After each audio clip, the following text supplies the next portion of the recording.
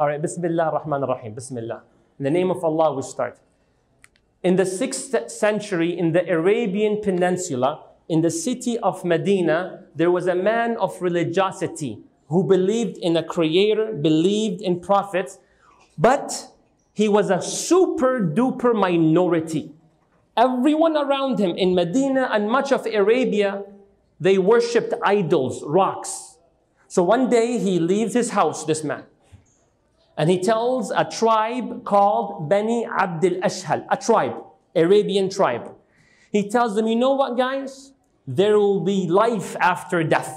There will be resurrection. There will be judgment. If you do good, you'll be rewarded with paradise. If you do bad, you'll be punished with the hellfire. The people were like, oh, come on, man. You really believe we will come back to life after we were buried? You seriously believe in that nonsense? He said, I surely believe in it. And I would rather be placed in the hottest oven in the world, but not be punished in the hellfire. Oof. Okay. So you really believe there's reward and punishment. Okay, mister. What is your greatest proof that you can provide to us for the tallest claim that you're making that there's resurrection? What is your greatest proof? So this man stands, he looks at them, he said, my greatest proof will come from a man, and this man will come from this area. And he pointed down south. He pointed down south. It can mean Mecca, it can mean Yemen, but he pointed down south. So one of the people said, okay, mister, so this man, whoever he is, whenever he comes out, he better be bringing some breaking, amazing, wonderful, impeccable proofs of that. You guys agree? So they asked, and when is this mister coming? When will he show up? So this man of religiosity, he looked at the whole Arab tribe from Bani Abdul Ashhal. And he looked at them, then he saw the youngest child. And he said, I believe that this child, when he grows older, he will witness the man coming. So that's very, very soon. Brothers and sisters, the Arabian Peninsula this man was pointing towards was full of Arab. But who are the Arab? As I speak about the Arab, brothers and sisters, in general, I will go deeper into talking about a tribe from the Arab. Then number 3, I will talk about one couple from the tribe of the Arab. So I'll do it in order. So I will zoom out, then zoom in, and zoom further in. So the Arab in general, I will share with you 6 very significant traits they were famous of. Ready? Number 1, they used to be obsessed with worshiping idols. What in the world do you mean idols? Idols made of rocks. Seriously? Yes. Made of rocks. And they believe these idols, this is plastic, but just an example. They believe that this rock that they worship brings benefit and protects them from harm. And on what basis do you believe in that? For 2 reasons. Ready? Number 1, and I want you to, as I'm speaking about the 6 traits I have prepared for you, the 6 things here, I want you to relate if we have anything today similar to that. Fair enough? They believe because mom and dad used to do it.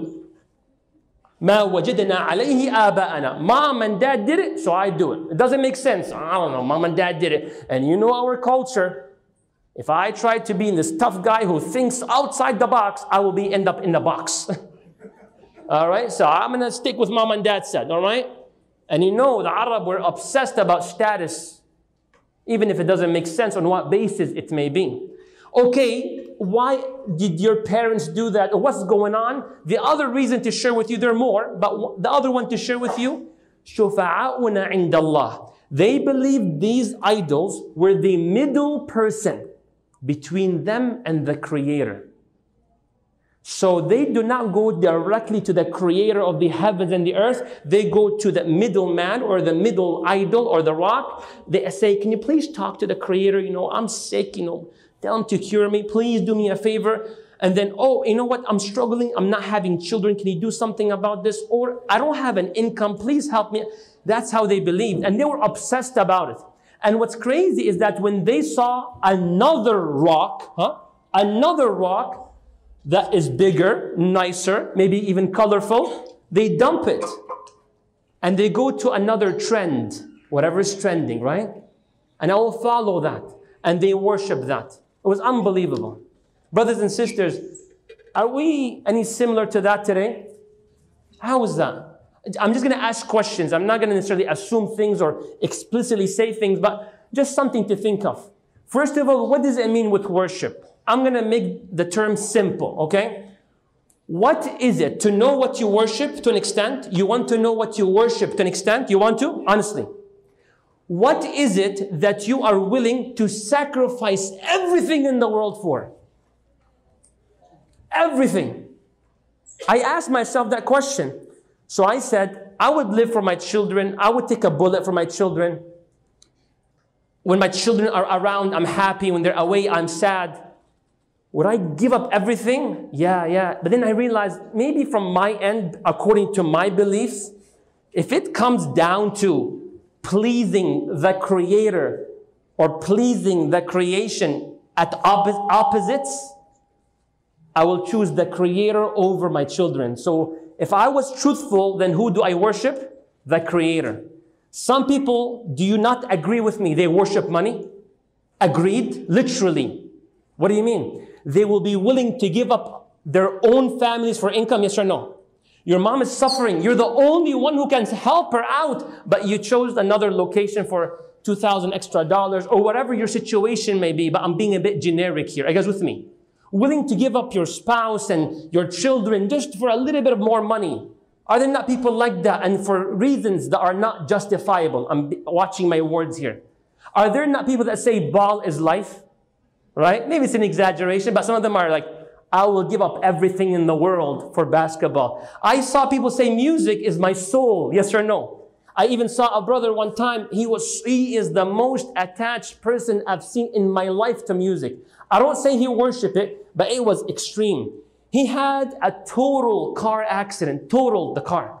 So he called me and we went, and I actually went to the accident scene. And they said, brother, are you okay? He was sitting on the curb, sad. I'm like, everything is fine. He said, can you believe it, Majed? Can you believe it? This was the first time in my life I drive without music. So he attributed the harm that he went through due to the lack of music. So whatever the case may be, being generic, but the most important part of this, what is it? Be honest, 100%. The last one you want to lie to is yourself. Last time, what is it that you would be willing to sacrifice everything in the world for? That what will tell you what you worship. May Allah allow us to be wise with our decisions. The other thing the Arab used to do, famous for eating decaying flesh. What? Yes, يَأْكُلُ الْمَيْتَ. Meat that is like decayed, disgusting, and so on and so forth. If it's what's available, if I'm hungry, if I desire it, I'm eating this thing, right? That's how they behaved. They didn't care much about their health and so on. How about today? Can we relate to that? Can we? How? What about junk food? Bro, come on, junk food, decayed flesh, like relax. Okay, all right. Even though, by the way, junk food, which is full of fat, sugar, very minimal nutritional facts and minerals, I studied very well, alhamdulillah. All right, okay, and I'm guilty of that. Do you know that in the US, 1 out of 3 adults every single day consume fast food? More than 1 over 3, which is 36%. The number was given by the National Center of Health Statistics. Forget junk food, controversial. I'm guilty of it. So what do I go for? What else do we consume that is filthy? It's in a way non-negotiable. What about cigarettes? Right or wrong? Right? Nothing against smokers, but I have something against cigarettes. You see the difference, right? Okay, love you guys. May Allah protect you. And if you're here, may Allah protect you and keep you steadfast, not on smoking, but steadfast upon leaving that which is wrong, okay? Really, do you know that tobacco, and I got you here, from the World Health Organization, they stated that tobacco is the epidemic, the biggest public health threat the world has ever faced, smoking, with its levels, and you name it, the type of smoking that is out there. How many smokers in the world? What's your guess? Give me a number. How many smokers in the world? Take a shot. 10 million. There's 1.1 billion smokers in the world, according to the World Health Organization. How many, according to statistics, tend to die from the 1.1 billion? 50% will die due to tobacco relationship. You know what's really interesting? You might be sitting like, Alhamdulillah, I don't smoke. Listen up, Alhamdulillah person. May Allah protect you, say Ameen. May Allah make you always say Alhamdulillah, say Ameen. Alhamdulillah means, oh, thank you, oh, praise Allah. 15% of those who die from tobacco, they die because of second-hand smoke. Because ammu, khalto, argila next to you, right? Auntie or uncle with the hookah or the cigarettes, and like, I don't smoke, but because that smoke travels, we learned that correct air travels and so on and so forth, 15% of them die. Is that not some of the stuff that perhaps we consume that might be dangerous for us? Relate to what we're talking about. May Allah protect you all. Say Ameen. What about alcohol consumption? Alcohol consumption. Do you know that, once again, according to the World Health Organization, 5.9% of global death is related to alcohol? 5.9%. May Allah protect us. You go ask a high school student. Go ask. So is it common that students, they smoke and they do this and that and some drugs and stuff? I don't think they will tell you yes or no. I don't think so. You know what they will say? Where do you live? What kind of question is that? It's all over. Isn't that true, brothers and sisters, right? I asked one of the brothers, several of them had same reaction. That's why I have it in my notes. They're like, you give lectures? You have to know your crowd, your target audience. All right? I'm like, okay, that's exactly what I'm asking you. May Allah protect us and our children. Say Ameen. So all these things happening. What else? The Arabs were very known for committing impure acts. And you know what's interesting? What do we learn? You are what you eat. To an extent. So since they ate decaying flesh and ate things that sort to be of filth, as a result, their outward behavior due to the inward consumption also became filth. It was very, very bad, brothers and sisters. Of the bad actions that they used to do, many of the Arab, I'm not saying all, but many of them, they had no respect to women. Zero. How is that? A man would marry an unlimited number of women. She has no say over it. It gets worse. He can even combine between two biological sisters. It gets worse and further gross. It goes and this man can divorce and bring back, and divorce and bring back as many times as he wants. And she cannot open her mouth. It gets worse. When this man finally dies, none of the ladies he got married to inherit anything he left behind. He left behind 2 houses. None of the ladies, they take anything. It gets worse. How is that even possible? If this man left behind 2 children, 2 boys, the boys, one of them will take the house, and the other will take what? The second house, correct? Not just that, they will inherit whomever their dad got married to. So the women do not just receive inheritance, they are part of the package of inheritance. You see how horrible that is? From the men's side, now go to the women's side. It gets really, really bad. I'm going to watch my language because we have some few youngsters in the crowd, but may Allah protect us and guide us with the choice of words. Say Ameen. Some of the ladies, whatever the cause may be, whoever started the chicken or the egg, will leave it back to the Creator. All right? Let's proceed. Some of the ladies would have an open door policy. And I want the adults to catch what I'm referring to. Are you guys with me? They will actually have flags on their doors, signs indicating that I'm available for whoever is able to afford it. So they would come, and then eventually the lady becomes pregnant. And this is based on authentic narration. She will become pregnant, then she hires. Who does she hire? She hires a face recognizer. Why? Because when this lady delivers the child, the face recognizer will come, and that's the customs.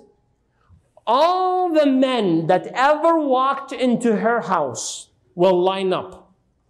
And the face recognizer will look at the child, look at the men. Look at the child, look at the men, and then decide, you know what? This child looks like the most like this man over there. And this man has no say except to father that child. You see that level? Can we compare to that today? I'm headed to a country in a few days.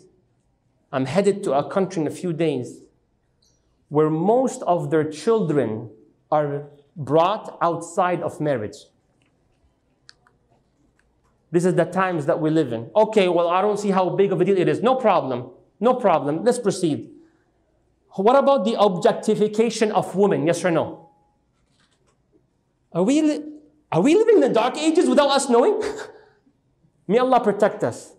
What about the objectification of women where, according to studies from the Wesleyan University, they found that on average from 58 different magazines, whenever a woman is used in these magazines, 51% are used as objects. And you know what kind of objects I'm referring to. Yes or no, adults? Correct?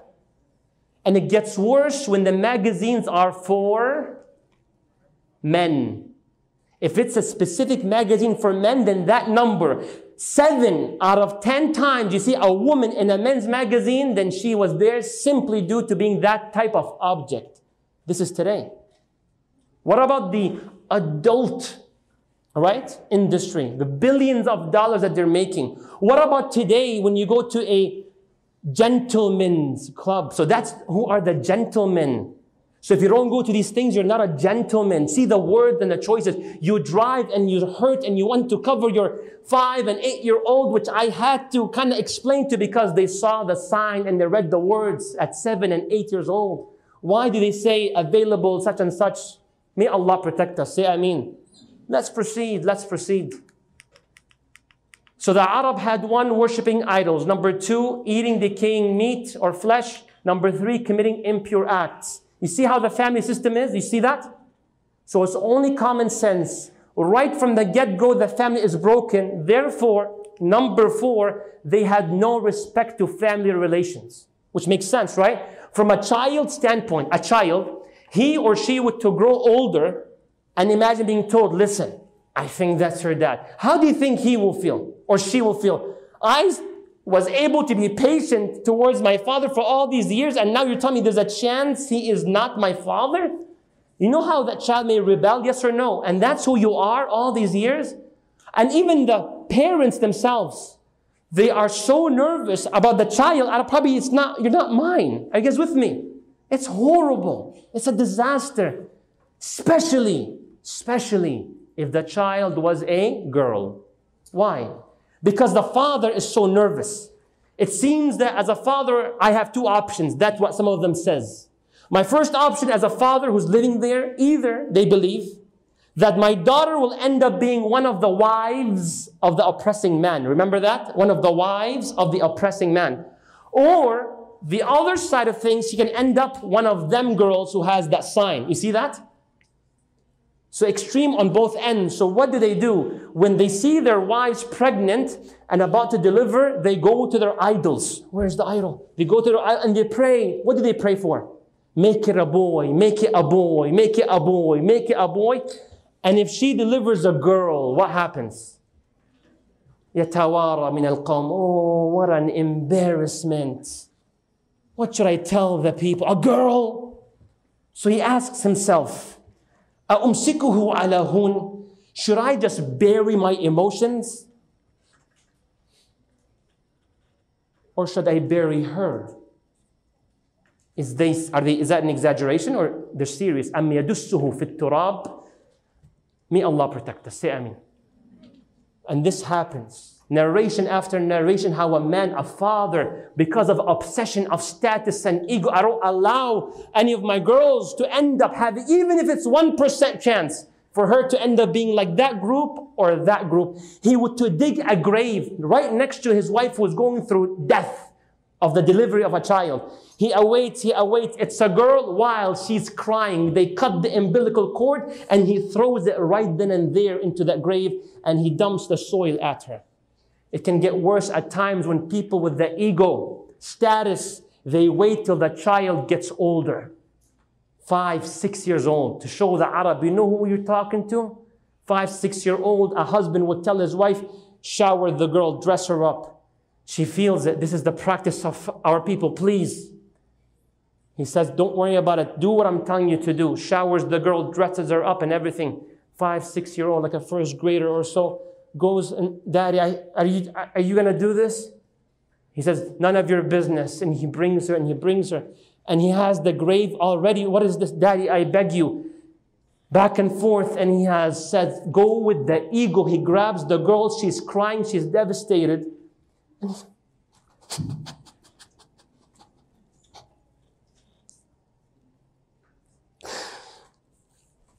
So he puts her in the grave and she's yelling and crying and he forces her with his power and he dumps the soil at her and she's dead. That's the type of people. Can we relate to that today? Can we relate to killing of babies today? Without getting into very much depth. Right? When people would throw a bomb at a city and they don't care to whom it falls, yes or no? Are there not today fathers and mothers who are embarrassed when they have daughters? Yes or no? Be honest. I swear by Allah, which is very sad, but I assume well of the people. Alhamdulillah, I'm blessed with 4 girls. When I got my 3rd girl, a man came to me and he says, what did you get? I said, my 3rd girl. He came and he tapped my shoulder. He said, it's okay, brother. And he's serious. He said, next time you'll get a boy. Next time, it's okay. He was giving me his condolences. This is in the 21st century, people. Are we similar? Let's proceed. What about disrespecting of neighbors? The Arab were all about disrespecting neighbors. They didn't care. You cross into my property, you're dead. You're done. It's over. It happened. It happened. They had no respect to neighborhoods or neighbors. A true story. A man in his property, he sees a camel crossing into his property from his neighbor. He doesn't send the camel back, doesn't reach out to the owner. You come here with the arrow, shot it, killed, dead. The camel is like a Mercedes today, people. So he comes and he kills the camel. Why the respect to your neighbors? Then the other neighbors, when they saw that and they heard that their camel got killed, you killed my camel? You dare to touch my camel? What did they do? Not go fix the problem, take a camel from his or two equivalent or try to resolve it in that way. You know what they did? They killed the guy. They killed him. And when this man who killed the camel got killed, his whole family and tribe waged war against the other tribe. So you're telling me they had bloodshed? They killed one another? Yes. For how many days? Oh, for over 30 years. If you know Harb al-Basus and things of that sort from history, over 30 years because of one camel. Generations were dead because how dare you cross my property line? Can we relate to this today? Maybe today we will destroy you and your whole country, not because you cross, because I think you will cross. Yes or no? You might cross. I think you have the utilities to destroy me. So instead of waiting for you, I'm just going to go and destroy you all. And guess what? Once they arrive, these people had nothing. Yes or no? Neighboring countries or families or whatever the case may be, go at a lower scale. You and I, how are people with their exhaust system, their mufflers, right? Bro, I spent $1,000 over this thing. So, at 11 p.m. waking up the whole neighborhood. I don't care. Where's the respect to your neighbors? Even if you're playing your religious tape, whatever religion you come from, blasting the Quran or the Bible, spiritually connected to the Creator, what connection it is to the Creator when it's at the expense for no justification of cutting your connection to the creation. Are you guys with me? Just reflect. Are we able to relate? Last but not least, oppression prevailed. If you're strong, if you're powerful, if you are from the elite, and you make the biggest mistake in the world, no one will talk to you. They will say, oh, I can't see without glasses. right? Because the elite, the rich. But if the weak and the poor made the smallest mistake, like a capital punishment, it's over. Can we relate to that? Of oppression. You know how much oppression was at their time? They had a line of poetry.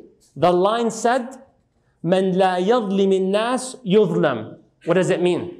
He who does not oppress the people will be oppressed. So what is that supposed to mean? Before I wait and get oppressed, I'm going to be proactive and start oppressing people. That's how they believed and that's how they lived. May Allah protect us, say Ameen. So all these things, yes, not everyone was like that, but it was significant enough for this to be the highlights of how the Arab used to live. May Allah protect us. This is the Arab in general. After speaking about the Arab in general, I want to zoom in to where? To a specific tribe. From the Arab, they are called the tribe of Quraysh. Tribe of Quraysh. Afterwards, I'll talk about a couple, married couple afterwards. The tribe of Quraysh, out of all the Arabian Peninsula, they lived in Mecca. All right, they lived where? In Mecca. Wonderful. These people in Mecca were known to live in a sacred land. You have to give me your undivided attention. This is very important. Why was their land sacred? Brother, before you jump the gun and stuff, what does sacred mean? Okay. Sacred land meaning no fighting shall take place in Mecca. Wow. No killing. Amazing. So out of the whole Arabian Peninsula and the oppression and the killing of little girls and all that stuff, what makes Mecca special? Many reasons. From the main ones is the fact that there is a Kaaba. Okay, take it easy on me. Kaaba, what's Kaaba? Kaaba is a house, like a cube shape, in which people believe for it to be the house of the Creator.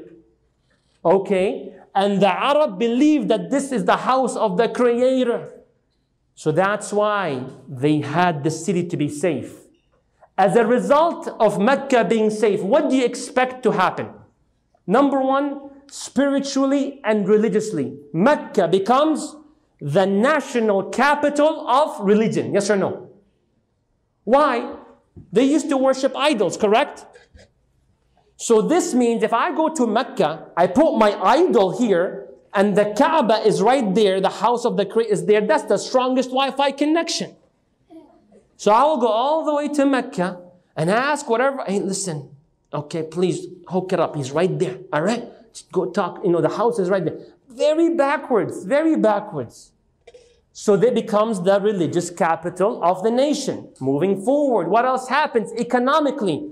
How is Mecca going to boost economically? Remember, no killing, no theft, no stealing. So businessmen and women would love to buy and sell in Mecca. So Mecca becomes not a national trade city, becomes an international trade city. Yes or no? What else? Socially. Socially, the people of Mecca that are taking care of the Kaaba, they're known as what? Quraysh. Remember what they're known as what? Quraysh. So the Quraysh socially, they are the most of respected of people in all of Arabia. Are you guys with me? Why? They are the caretakers of the Kaaba. So they would go travel up north. Highway robberies. They come, hey, give us your stuff. Listen, this is my ID. I'm from Mecca. Oh, my bad, sir. Here you go. First class treatment. You're from Quraysh? Respect, brother, respect, right? How are you taking care of my idol in Mecca? You're washing it up for me, right? I saw some bird stuff on it. Yeah, I took care of your God. Don't worry, right? That's how things were. So can you imagine someone coming and telling them, these idols don't really benefit you? Can you imagine someone telling them that you guys are equal, black, white, Arab, non-Arab, Quraysh, non-Quraysh? Can you imagine you're shaking someone's status like that? Can you imagine, as I said about the Arab in general, coming and try to fix things? What they will do to you? You want to stop oppression? You want to stop the objectification of women? You want to bring the families together? You know what people will do to you? The ones who are up there, and you know what I'm referring to you, right? May Allah protect us, say Ameen. So that's how the people of Quraysh were. Now, I want to go zoom in as a last circle. You're like, wait, brother. Yes. Why do some people just move to the Roman Empire? Just go to Europe. Okay, I'm not going to go into a lot of depth about Europe, okay? But you look in the books, as they are leaving the 6th century and entering into the next century, many of the historians, what do they say about Europe? They went through the Dark Ages, so they're not that great as well at that time, okay? So the world as a whole, some classify it as the worst moment in human history. كنتم على شفا حفرة من النار. You guys were at the verge of like, it just doesn't get any worse. That's how some people viewed it. Next, in the 6th century, we spoke about the Arab, the tribe from Quraysh. Then one couple. Who are they? Abdullah and Amina. Here you go. A little bit of hearts for you to kind of tone down the, because it got a little bit intense, I feel you. You know, inshallah, the team hooked it up with the hearts. Abdullah and Amina. Now check this out. All right. Abdullah is from Quraysh, from Mecca. Amina is from Medina. Okay. Abdullah and Amina, wonderful couple. Beautiful. What's so special about them is that they had a proper, pure marriage. May Allah grant that to every one of us. Proper, pure marriage. Never did Abdullah, never, and I want to stress on it so many times, never did Amina ever indulge with a man outside of marriage. And that was very prestigious, by the way. People in Mecca respected this couple, like loyalty, right? And what's even more amazing, that Abdullah's parents and Amina's parents were the same way. Oof. More interesting, Abdullah's grandpa, Amina's grandpa and grandma, all of them were also from pure, proper marriages. Like, what a lineage to be proud of in the midst of the chaos happening, correct? One day, Amina announces to her husband, guess what? I'm pregnant, right? Amina is pregnant. And with her pregnancy, brothers and sisters, she sleeps one night and she sees a dream. Amina sleeping, sees the dream. The dream, light came from her body that lighted all of up north. To Medina? No, go further. How far? All the way to where the Roman Empire, to Asham. That's the dream that she had. Light came from her body. She woke up the next morning. How do you think she felt? Optimistic, right? There's a lot of darkness around.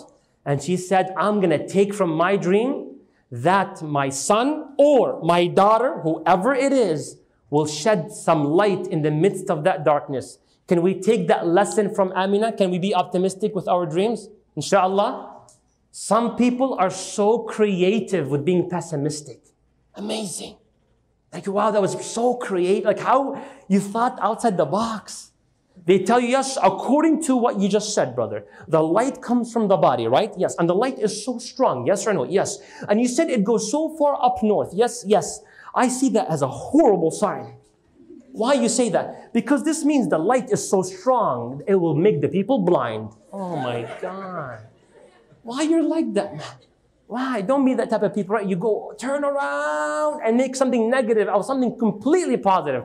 May Allah make us optimistic. Say Ameen. Mecca is under attack. Mecca is under attack. Mecca is under attack. Mecca under attack. The sacred land of Mecca. Yes, what's going on? People are coming. People are coming to do what? To destroy the Kaaba. Mecca, where no two people can fight. An army is coming by itself to destroy the Kaaba. Who is that? What's going on? It's someone from the south. He's traveling up north. What's his story?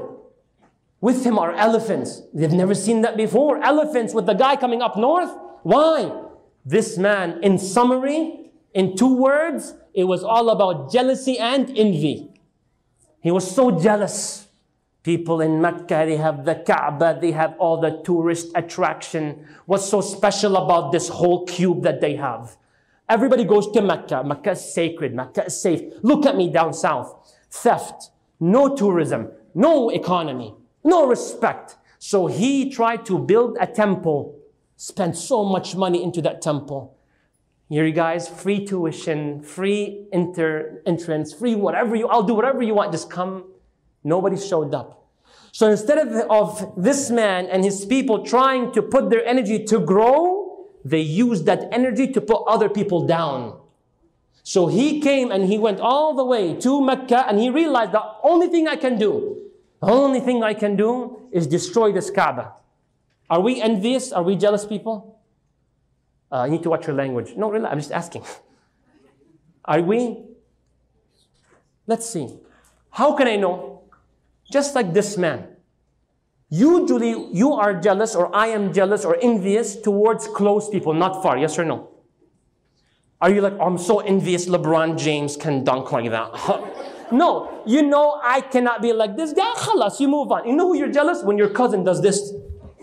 Your cousin, wallah, I'll break your legs, right? Right? And that's why it's dangerous. Envy is pretty close circle, right? May Allah bless the sister who gave me these points. So when the envy, like, are you so jealous that so-and-so rich billionaire somewhere in the country has a Lamborghini? No. You're so jealous when your neighbor buys a new Honda. Right? My neighbor in my neighborhood? And jealousy is so irrational. It makes you irrational. It makes you like weird. Yeah. This guy came from down south. What was he riding on? Horses? With what? Elephants. The maximum speed of a horse is 55 miles per hour. The maximum speed of an elephant, according to Sheikh Google, is 25 miles per hour. So he had the patience to destroy other people with elephants. Like, you know how weird you look like?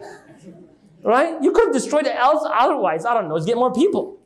But that's how irrational. It's like someone, hey, brother, what's up?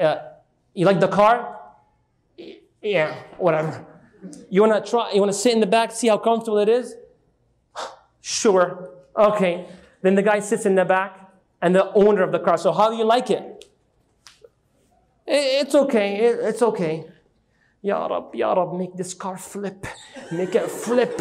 Yeah, you're in the car. You're in the car. Right? Just irrational envy and jealousy makes people do the weirdest stuff ever.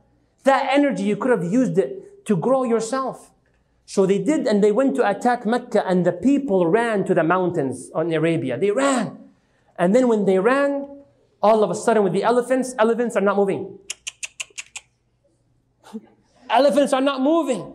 What's going on? All of a sudden, the people of the elephant and the people of Mecca, they see something never seen before.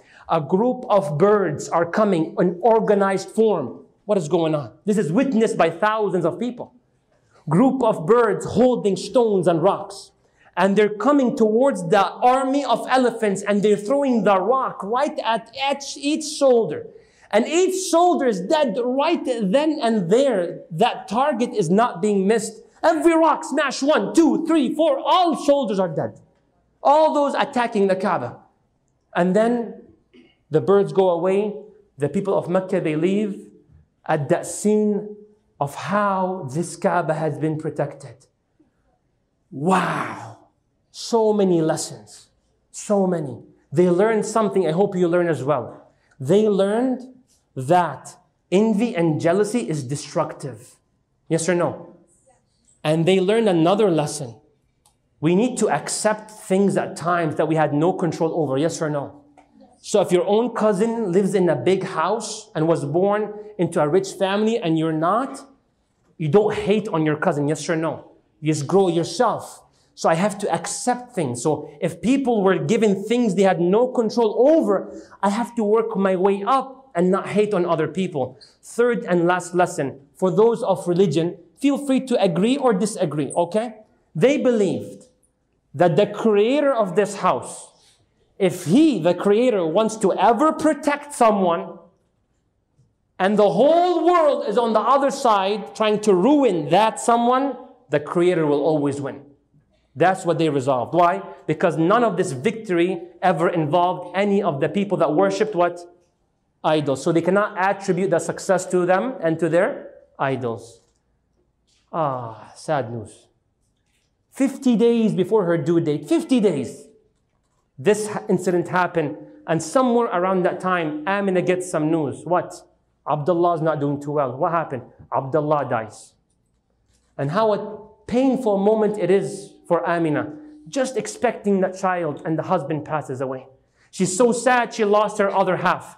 She's so sad her husband will not witness the growth of their child. She's so sad that her child, boy or girl, will not experience fatherhood. I pray to Allah to bless every single parent family. Say Ameen. For every mother out there who had her husband pass away or she happens to be divorced, look to Amina what she will do. May Allah protect us. Learn from each other. May Allah protect us. Very difficult times, brothers and sisters. On a Monday, contractions. It's time. The baby, contractions are coming. It's not as bad as it sounded like from before, and I heard from other ladies. Contraction, the people around, the loved ones are excited and wish the best, the health for the mother and the child. And the Amina eventually delivers the baby. And the first thing any mother would like to do when she delivers the baby is to know that the baby is doing okay. And the second thing she wants to do is hug and embrace the baby and breastfeed the baby. And when the baby was delivered, they asked, what shall we name him? What shall we name him? And they said, let's name him Muhammad. Let's name him Muhammad. That's unique. Muhammad? What does that mean? It means praiseworthy. Muhammad means the one who has so many good qualities that is worthy of praise. I'm optimistic. I saw a dream about this boy. What will Amina do? What's the next steps? How will she raise a child in the midst of the chaos around? What will she do? All of that, inshallah. Let's go pray Maghrib. Then we'll come right after, inshallah.